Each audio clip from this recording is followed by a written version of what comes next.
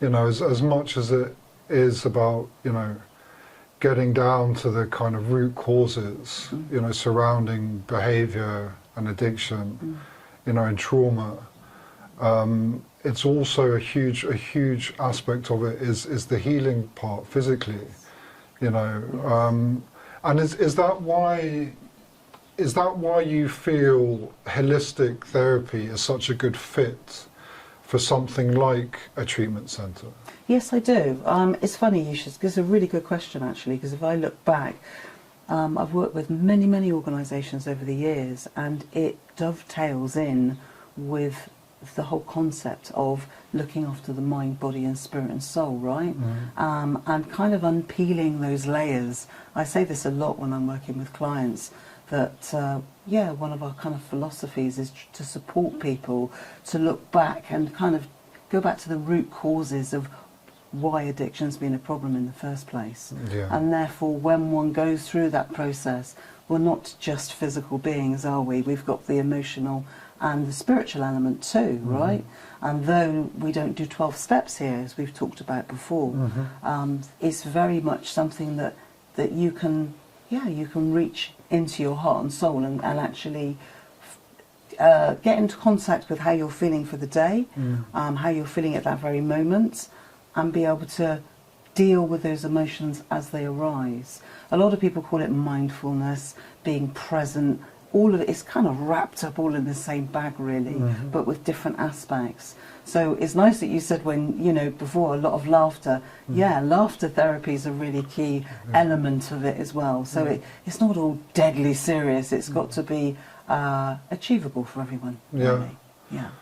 There's also kind of music therapy, and there's so many kind of different ways to try and find out how a person's kind of feeling, you know, what they're going through. And sometimes it's quite difficult to explain a feeling, an emotion, what's going on in any given moment, purely through the use of conversation and words. And sometimes the ability to express a thought and a feeling in a different way, I've found, and I've definitely observed, to be incredibly powerful and impactful. That you can kind of almost get a breakthrough, you know, by kind of expressing yourself in some other form, some other way, some other outlet. Very, very true. I'll give you another example of something that we do quite a lot here. Is trigger point therapy, right? So trigger point comes from sports massage. It's one of the sports massage techniques.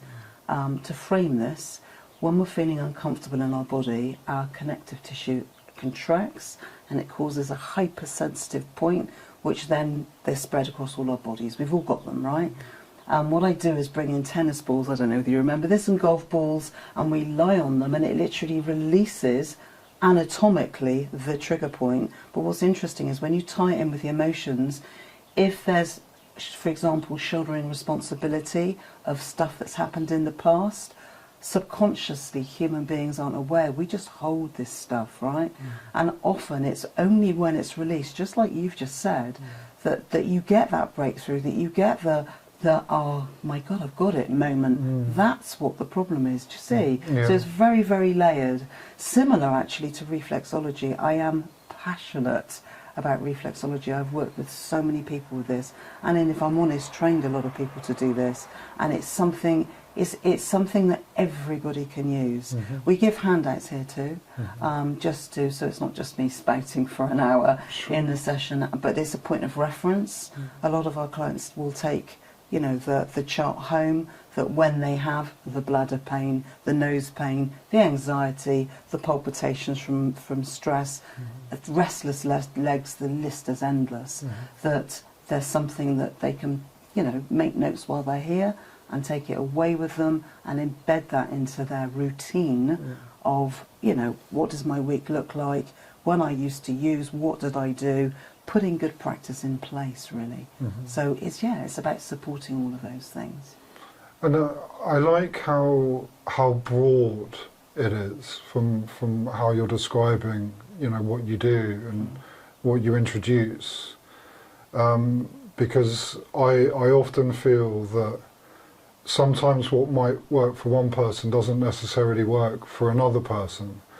And when you're coming into a treatment facility like Gladstones, I think it's really encouraging that there's such a kind of broad kind of spectrum of outlet, you know, so people who are here can try different things and see what works for them as an individual. 100%.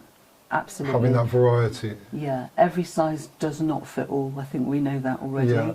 I think of, well, just as we're talking, I think of the times, particularly some of the holistic concepts can feel quite esoteric, a strange, I mean, if you look at emotional freedom technique, that's just another thing that I'm passionate about, that actually tapping is a really unusual practice, unless of course you know about it, right?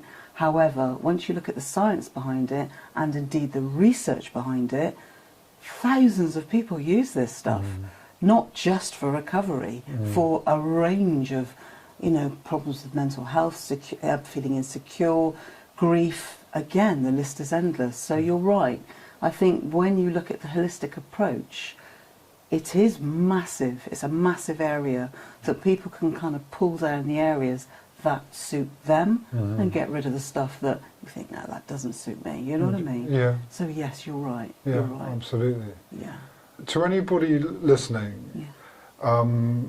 to if you know, if there's a loved one or if there's a parent, if there's someone that's concerned about somebody and they're not entirely sure, you know, what to do or how to approach it, what advice would you? I know it's a lot, but what advice would you give to that person? That's such a good question. So, yeah, for people, whether you're going through this yourself as an individual, or your brother, sister, mother, child is going through this, it's about looking for somewhere that's right for you, that person. The thing I like about the Gladstone family is it is a family. It is. We are a team of therapists here who care about our clients, who've been doing this for a long time, and we're kind of very client-centred, if I'm honest. Yeah. I think for the advice I give to any person who's supporting someone going through this journey would be to listen. Listen. Also have your own your own support network, actually, because actually you're going to need it. Yeah. You're going to need people that you can talk to, that in confidence, I might add, and also not be afraid to ask questions. Yeah. I think there's a lot of fear around all of this, and I think open communication, support, and just being honest with each other is really key.